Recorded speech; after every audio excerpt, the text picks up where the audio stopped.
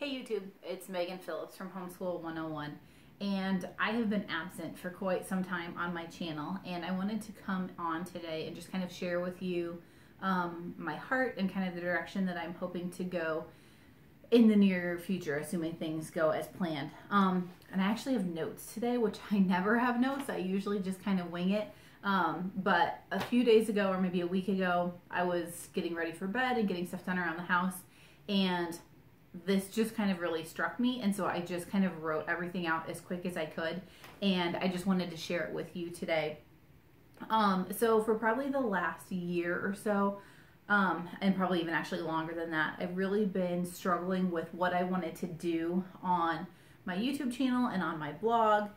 And when I first started my channel, I started so that I could review curriculum that I was using that wasn't widely reviewed. So when I was looking for things that I decided I wanted to use, there wasn't a lot out there, and so I wanted to be able to do those reviews so that people had more information and just to put kind of another perspective out there. And I feel like sometimes my perspective is a little bit different, having taught in public school versus coming out of like another career area to homeschool, or being a stay-at-home mom and then deciding to homeschool. And I also got into a lot of the planning side of things because that's something that, again, as a teacher, I had a different perspective on, and it's something I like doing, and I'm kind of good at like the planning and long-term goal setting and all of that kind of stuff. So that was kind of what I started as, and my following, I'm not sure you can call it that, but that's what we'll call it, was based on, spreadsheets and checklists and goals and, kind of all of those different planning aspects. But the problem with that was when I started that, I was a new homeschool mom, and I had like zero idea what I was actually talking about because I had never actually homeschooled before. And my oldest kid is a very, very easy to homeschool kid. You give him a worksheet and he does it. You give him a thing to memorize and he memorizes it. It's not really like this big challenging thing. So that was kind of the beginning of my homeschool journey on YouTube, and that's kind of where I started. But then several years ago, we had a lot of changes in our family, and it really changed my direction and my heart for homeschooling, and then it kind of left my channel and my blog, and I wasn't really sure where to go with that. So just kind of as a personal aside, or kind of a long story short, we have 4 kids currently. When our third, who's our second girl, was about a year old, we came to this realization that she wasn't just the super laid back baby, and that there were some medical concerns that we couldn't have foreseen or been aware of that we kind of suddenly at that time needed to address. And so we ended up going to genetics. We were in endocrinology and neurology and cardiology, and pretty much if it ends with an ology, we met them through the course of kind of about a year and a half of kind of dealing with some things with our daughter. And we had MRIs and metabolic screenings and x-rays and more blood draws than I care to count when you're dealing with a little kid. And I realized through that, that there's a lot of people that walk through stuff that's way harder than what we walked through. But at the same time, that was a huge shift in our family, and that was not something that we planned for or were prepared for. And so as a mom, you just kind of keep walking and you keep doing those day-to-day things because that's what you have to do. But inside, sometimes that's a really hard thing to deal with. And so when I was processing all of that, and then also keeping track of, multiple therapy appointments a week, we were in physical therapy, occupational therapy, speech therapy, and then I was tracking everything she ate. I was tracking every ounce of weight she gained. We were days away from looking at a feeding tube to get her to gain weight. And so that's just something that we weren't really prepared for. And so as I was going through those things and kind of just going through what I knew needed to be done, school kind of became secondary, or maybe even like third on my priority list. And that really kind of began the shift in my focus of what I wanted for our homeschool. So at this point, to kind of tie that in, at this point she is better, I guess we could call it that. We're doing some different therapies that we just started actually with both of our girls, and I'll probably share with that more later on. But there's not really a diagnosis or anything like that with her. It's just kind of, it is what it is, which I know a lot of parents are in similar situations with a lot of things. But there will probably be more educational challenges with her than maybe your kind of average kid. So then as that situation was kind of stabilizing, we decided to add a fourth kid to the mix. And our youngest is almost 3 years old. He'll be 3 this June. And so that obviously, homeschooling with a baby, most of you have been there, presents its own set of challenges. And then at that point, I also kind of started to maybe think that our second child was dyslexic, which my husband was dyslexic, so I knew it was something that was a possibility.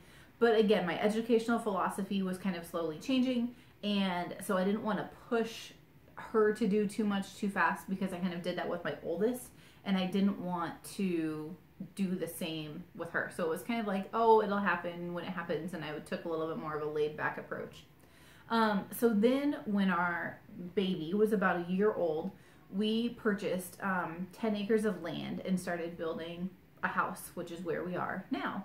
And that had always kind of been our family goal. Even before we got married, my husband and I had both said, we would like to live on an acreage and live in the country. We both kind of grew up that way.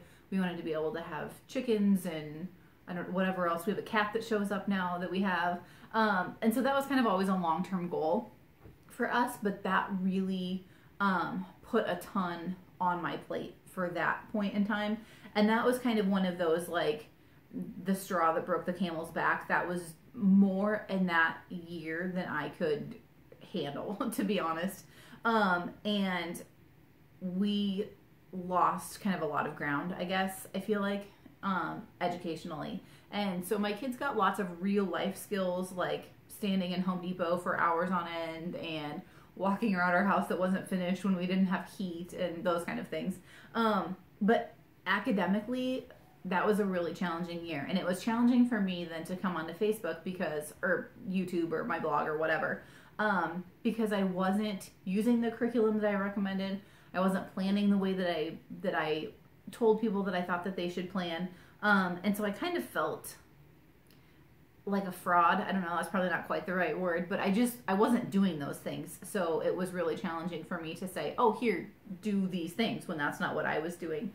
But once we got settled into our house, and we've been here for almost a year, we're coming up on a year, I really felt that God was kind of pulling on my heart to change what we were doing in our homeschool and kind of what the purpose of homeschool was for us. Obviously, the academics are important, and I want my kids to be prepared for life, whatever that looks like for them. But I'm more concerned about their soul and about the relationship that I'm forming with them and that they're forming with each other. And for me, that's really hard to do when they're all working on things independently. Everybody is doing their language arts on their own, everybody's doing their math on their own, everybody's reading on their own, everybody's working on spelling on their own, and then no one is together, and then I'm constantly going back and forth. And right now I only have technically 2 in school, my 2 oldest kids. Our third then will technically be a kindergartner next year. We're kind of doing some pre-K stuff with her and working on some other things. And then obviously our youngest is 2, so he's just along for the ride or in charge of the ride. It depends on the day.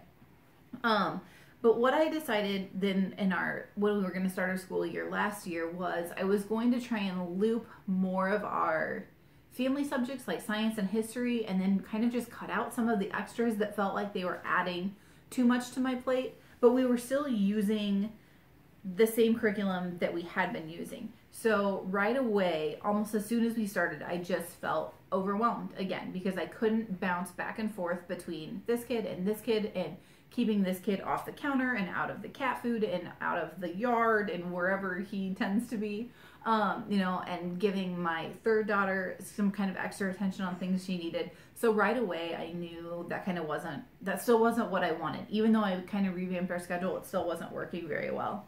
And then we also added the complexity of being now on a farm and needing to have flexibility to help my husband, and kind of added more of that like administrative assistant role to my life and being able to stop and work on farm stuff when I needed to. So I knew something still had to change, but I still wasn't sure what. So we kind of muddled through that first month. And then in August of last year, there was a new curriculum that was released, and I was kind of skeptical, and it wasn't really the direction I wanted to go. I kind of wanted to make what we had work, but in the back of my mind, I knew that it wasn't going to. So this new curriculum came out, and I had a lot of questions. I wasn't sure if it would be enough, if my kids would like it, if I would like it, if it was really like this sustainable thing. But I looked at the sample that came out, and I showed it to my son. He's 10, and he's kind of a curriculum junkie like me. He likes to look through things and see, what sounds interesting and if it kind of would catch his eye. And he was kind of skeptical too, but he kind of liked the idea of it. And probably because it looked like less work to him is why he liked the idea of it. So what I recommended to my two big kids was that we would do a rotation. We would try this new curriculum and see if we liked it, and then we would go back and forth between what we currently were using, and then we would kind of be able to take a break and do this kind of different curriculum. And so we all agreed on that. We did the sample week. Everybody really liked it. And then it was time to go back to our old curriculum. And I think we did like 2 days of that before we switched completely over to this new curriculum, because that ended up being what I was looking for in terms of, all of my kids sitting around the table. They're all learning together. They're working on the same things. They're sitting side by side and working on the same worksheets. And they can talk back and forth, and I can discuss with them together as a group. Or if I need to step away and do something, if they're looking at similar worksheets, my oldest can read the directions, and then they can work on things together. And it just gave me a little bit more of a sense of, this is what I want to have for our school, and this is what I want for those relationships and kind of forming those bonds between siblings, and then me with my kids as well. So all of that to say, like, this isn't necessarily about the curriculum that we're currently using or the curriculum that we chose. That will come up, I'm sure, as time goes on. And I know there are a million blogs and channels and Instagrams and Facebooks and whatever that are dedicated to homeschooling. So I'm trying to figure out, what am I passionate about and what am I good at? And then does that resonate, and does that fill a need with what other homeschool moms want? So that's where my rambling is heading, is kind of to see if this fills a need and if this is something that people would be interested in. But what I heard was a quote actually from Dwight Eisenhower, and I want to make sure I say it right. His quote, and he said it a couple of different times in a couple different ways, but essentially what it boils down to is, plans are worthless, but planning is essential. And that should be like the motto of my life. Because I tend to be an over planner, or a procrastinating planner. I want everything to look perfect on paper, and I will spend hours or days, or probably longer than I should, making everything look perfect on paper, whether it's our school schedule or a menu plan or a cleaning calendar. I will spend a ton of time figuring it out on paper and making sure it's perfect and it looks nice. But then when it comes to the practicality of that is where I really struggle. I want everything to be perfect, but I also am a procrastinator. So a lot of times I will wait until the very last second, and then if I can't get it done perfectly, then I just don't do it because I get overwhelmed. Or I look at something like cleaning my house, and I'm like, it's gonna literally be messy in 5 minutes again, so I'm just not gonna do it. And that's just my personality, and that's kind of a recovering type A thing. I don't even know how to explain all of that. But what I'm trying to figure out, and what I want to help other moms figure out, is how do you plan, and how do you have a goal in mind? Because if you have no goals and no plan, then I think you're just going to spin your wheels, and you're really not going to get anywhere. So how do you create this plan for your house, whether it's for school or, we might get into like meal planning and cleaning schedules and stuff like that. How do you come up with that plan that's realistic and simple and easy for, most moms to just grab and have it done and not spend the hours and days that I would spend? how do you plan, but then how do you handle that when your plans don't go the way that you expect? Because kids are going to get sick, and Valentine's parties are going to get canceled, which happened to us this year with weather and sickness, and things just come up, and your husband's going to interrupt and need something or whatever it is. Plans are always going to change. So how do we deal with that with grace, and how do we kind of convey that to our kids that this is our plan and these are our goals that we need to work towards, but here's how we can be flexible and how we can accommodate life and people and the things that are important. And I don't have all the answers to those things. That's just what's rattling around in my brain right now, with like a million other things. So I'm trying to kind of get my priorities straight. But what I want to do is talk to you and share with you about kind of that whole thing on planning, and then how does that look in real life and how does that look in everyday life. So if you want to know how to make plans and then not follow them, this is the YouTube channel for you. And that's kind of what I'm thinking and what I would like to share with you guys. And I would love to know if that's something that you think would be helpful, or what kind of plans you would like to see, and what that looks like, whether that's me actually showing you documents or whether that's me showing you kind of through a day and how we, revamp and how we kind of structure our day. Not necessarily this every 15-minute routine thing, but what's kind of the general flow of our day. So I don't know how I can best help you, but I would love to be kind of back more active in the homeschool community and share things that will be helpful for you. So if you would leave a comment, I would really appreciate it. Or if you think this is something that would be good, if you can give us a thumbs up, that'll kind of help us gauge where we're going to go from here. I'm also going to kind of write up, I already kind of started putting all of this into a blog post, so if you want to go back and look at something that I said, or I'll probably try and link to a few other things, I'll put those in a blog post as well. But for now, I think we're going to call it a day, and we would love to know your thoughts, and thanks for sticking around, and we will see you next time.